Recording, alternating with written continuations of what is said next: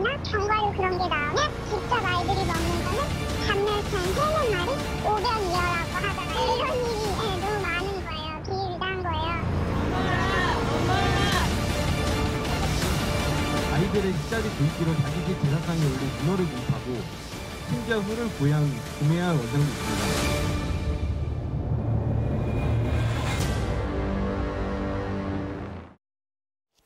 네, 사립유치원 비리 문제 논란이 파장이 또 일파만파 커지고 있습니다. 오늘은 특히 급식 관련 비리와 문제들을 집중적으로 살펴볼까 합니다. 목요일에 고정 패널이시죠? 김지혜 변호사 모셨고요. 이웅혁 교수님 함께해 주셨습니다. 어서 오십시오.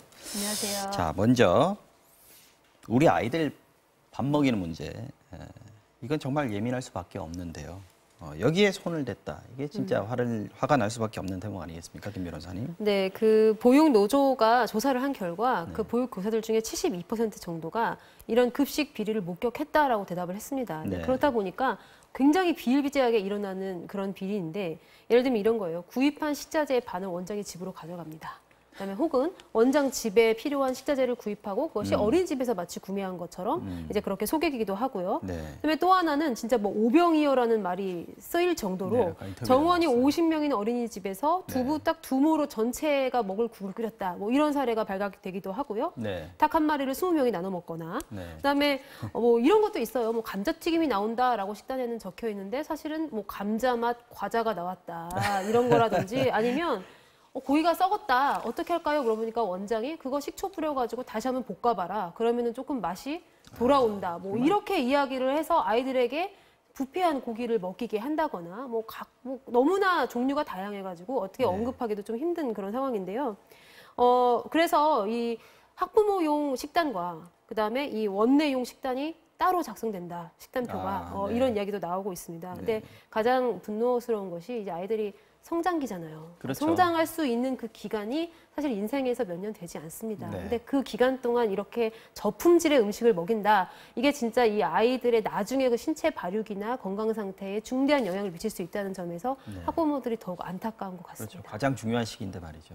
게다가 또 아이들이 자기 스스로 어린이집에서 너무 부실하게 식단이 나와요. 이렇게 이야기하기를 기대할 수도 없는 거잖아요. 그렇죠. 그러니까 애들은 뭐 그냥 주는 대로 먹는 거니까. 그렇죠. 네. 그렇게 아무것도 모르는 아이들 상대로 특히 이런 짓을 저질렀다는 것에 굉장히 좀 비난의 여지가 있는 것 같습니다. 네, 보니까 교수님, 네. 그 현재 유치원 급식 한 끼에 지자체가 지원하는 돈이 2,600원이더라고요. 네. 근데 사실 이거 돈을 뭐 전부 다 써도 애들한테 제대로 먹이가 빠듯한 그런 돈인데. 네, 그렇습니다. 그렇죠? 네. 사실 그 요 몇 년 전에 그 몇 병원이 올라서 그나마 이제 2,600원이 그 된 겁니다. 네. 그런데 여기에 이제 그 영양사라든가 뭐 이런 인건비를 이제 2,600원에 계산해서도 빼야 되겠죠. 네. 그리고 또 이제 물품 구입비도 또 빼고요. 그렇죠. 그렇게 되면은 사실 부실할 수밖에 없는데 실제 식자재에 들어가는 돈은 그만큼 더 주고. 네, 그렇습니다. 거고요. 네. 그러니까 그 식단의 그 질이라고 하는 것이 네. 아주 불량스럽구나. 우리가 이제 그림에서 보는 그 식판 안에 그야말로 덩그러니 뭐 밥, 멸치 몇 마리 있고. 멸치 몇 마리 네. 있고 뭐 이런 상황으로밖에 갈 수가 없는데 네. 이나마 이것도 이제 확실하게 다 2,600원을 그 받기 위해서 네. 예를 들면 당일날 출석을 하지 않은 이런 아이들은 정확하게 그 계산해야 되지 않습니까? 그렇죠. 빼고 이제 해야 되는 거죠. 네. 그런데 그것도 이제 허위로 네. 모두 다 출석을 했다. 이렇게 이제 그 표를 만드는가 하면 또는 그 유령 그 직원을 그 만들어서 사실은 그 이 인원이 더 많다. 왜냐하면 그 인원수에 계산을 했을 때 그 다른 이제 보육교사들 포함되니까 말이죠. 이렇게 그 아이들의 그 먹는 그 식자재를 그야말로 이제 빼돌리려고 하는 이 자체도 네. 상당히 좀 도덕적인 면에서 더 충격적이지 않을까 생각됩니다. 수법이나 행태가 정말 다양합니다. 정말 애들 먹는 거 가지고 정말 장난을 많이 친다 이런 생각이 드는데 교수님 유치원 비리 터지니까 급식 과일 주문이 4배나 늘었다 이런 그 과일상 이런 얘기도 이제 SNS에 올라오고 그런 기사도 나오고 했는데 그만큼 그동안 부실했다는 얘기 아니겠습니까? 그 과거에도 이런 급식 비리 이런 문제들 좀 있었죠. 근데 사실 뭐 과거에도 그 있었습니다. 네. 그 바꿔 얘기하면 이제 이 닭곰탕을 이제 이렇게 만드는데 네. 닭 3마리로 무려 200명 이상의 네. 원생들을 이렇게 만들다 그것도 보니까 오병이어죠, 뭐. 네, 그것도 마찬가지입니다. 그리고 이제 식단에는 이제 과일 샐러드라고 이렇게 그 되어 있지만 네. 실제로 가게 보면 과일 싱싱한 그 과일이 아니고 그 통조림 그 프루트 그 통조림을 이렇게 넣어서 말이죠. 그냥 보여주는 뭐 이런 그 형태가 이제 많이 있었던 것이죠. 네. 그러니까 그 아이들의 그 먹을거리를 갖고서 이것을 꼼수적으로 이제 빼돌리는 이런 행위가 그 과거에도 상당히 그 빈발했던 것이 아닌가 그 생각됩니다. 근데 아까 지금 말씀하신 바와 같이 이제 지금 그 과일이 갑자기 지금 유치원에 납품이 4배가 증가할 타이밍이 아니라는 거죠.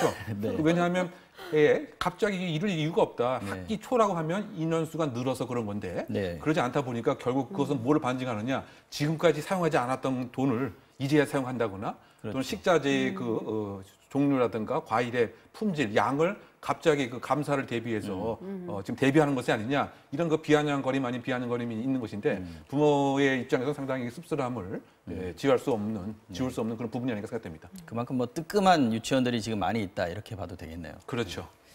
유치원 비리 지켜보신 분들이 그렇다면 어린이집은 문제가 없을까 이렇게 많이들 생각하셨을 텐데 설문조사 결과 어린이집도 문제가 많았다고 그러죠, 변호사님? 네, 그 민주노총이 어린이집 비리 사례 설문조사 결과를 발표를 했는데요. 이게 네. 급식 비리가 한 72%, 그다음에 교구 비리가 60.4%, 교구 비리. 인건비 네. 비리가 53.3% 나왔습니다. 네. 급식 비리는 뭐 지금까지 쭉 이야기해온 그런 종류의 것이고요. 네. 교구 비리 같은 경우에는 이 새 교구와 가전제품을 원장이 집에 가져갑니다. 그리고 이제 어린이집에는 본인이 쓰던 걸 갖다 놓는 거예요. 네. 그러니까 에어컨도 있고요, 뭐 공기청정기, 소파 등 물품이 좀 다양하게 있을 수가 있죠. 그래서 네. 만약에 감사를 나온다, 그러면은 그 제품 지금 AS 들어갔다라고 거짓말을 하기도 한다는 겁니다. 네. 네, 또 그다음에 인건비 비리 같은 경우에는 이제 보육교사를 허위로 등록해 놓는 건데요.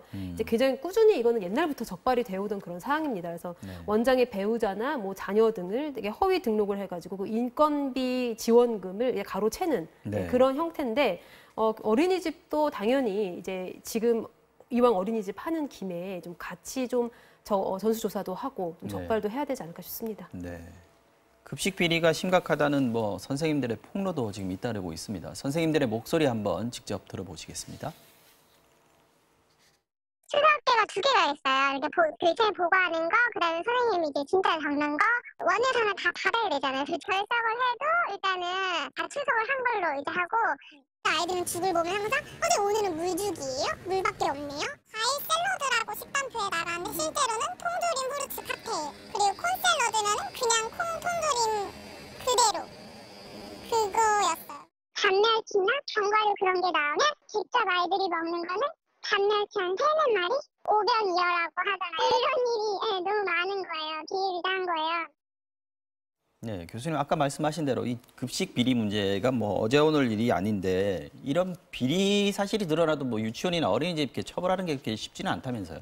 일단은 이제 이것이 처벌이 가능하기 위해서는 이제 돈 자체를 다른 것으로 썼다라고 하는 업무상 횡령죄로 의율할 수밖에 없는 것인데 네. 그런데 그 법적으로 보게 되면 이것이 만약에 지원을 받았다라고 한다면 네. 이 소유 자체가 그 원장의 그 소유이다 보니까 이것을 횡령으로 의율하는 데는 이제 한계가 있을 수밖에 없다. 네. 다만 이제 그 지켜야 할 원산지 표시라든가 또는 그 식품의 위생 상태를 제대로 못해서 혹시 그 아이들이 배탈이 나거나 이렇게 되면 뭐 상해죄에 의율 가능성은 있지만 돈을 단지 다른 데에 우리가 썼다고 하는 이 자체만으로는 법률적으로 보면 이 돈의 그 소유 자체가 이 원장과 이사장의 소유라고 본다고 한다면 이게 법적으로 처벌하는 데는 지금 한계가 있는 이런 그 상황으로 볼 수 있습니다. 횡령이나 뭐 이런 걸로 하기 좀 쉽지 않다 지금 상황에서. 그렇죠. 횡령이나 배임수재 등을 적용을 검토해 볼 수 있는데 네. 이 판례가 그러니까 법원이 뭐라고 했냐면 학부모가 낸 유치원비가 곧바로 이 유치원 소유가 된다. 그렇기 때문에 그 다음에 유치원이 이 비용을 어떻게 사용하든 간에 죄가 되지 않는다라고 네. 이렇게 판시를 하고 있어요. 그러니까 법리적으로는 횡령죄나 배임수재죄가 굉장히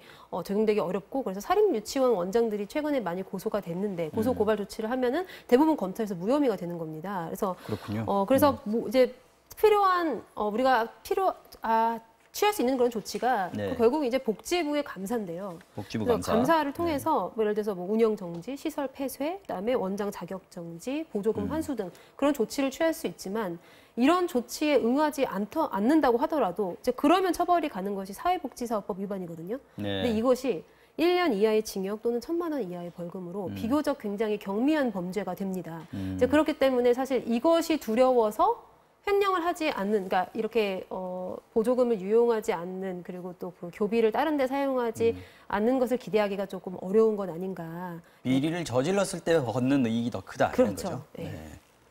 자, 이게 그러면 정부가 다음 주부터 어린이집 집중 점검 실시하기로 했다 그러는데 지금 보통 정부 감사가 이루어지면 어떤 식으로 진행이 됩니까? 일단 지금 2013년부터 17년에 이르기까지 여러 가지 그 유치원 비리에 대해서는 이제 공개하기로 아마 정부에서 입장을 굳힌 것 같습니다. 네. 그 원장의 실명은 기사가 나왔더라고요. 네, 실명은 아니더라고 하더라도 적어도 유치원의 유치원 실명. 네, 이름 자체는 이제 25일까지 공개하는 것을 원칙으로 한 것 같고요. 네. 그런데 지금 그 감사 인력이 상당히 그 제한돼 있고 또 그렇겠죠. 감사의 전문성도 조금 한계가 있다 보니까 네. 이 전수를 대상으로 해서 감사하는데 한계가 있는 것 같습니다. 네. 그래서 그 내년 그 상반기까지 특정 유치원에 아마 지금 집중을 해서 집중 감사, 종합 감사를 할 것으로 예상이 되는데요. 네. 예를 들면 시정 명령을 했는데 뭐 전혀 미동도 하지 않는 그런 유치원이라든가 또는 그 비리 신고가 들어온 유치원이라든가 또는 그 학생들이 상당히 그 평균보다 많고 또 유치원 원비 자체도 그 고액에 해당되는 이와 같은 이제 그 유치원에 한해서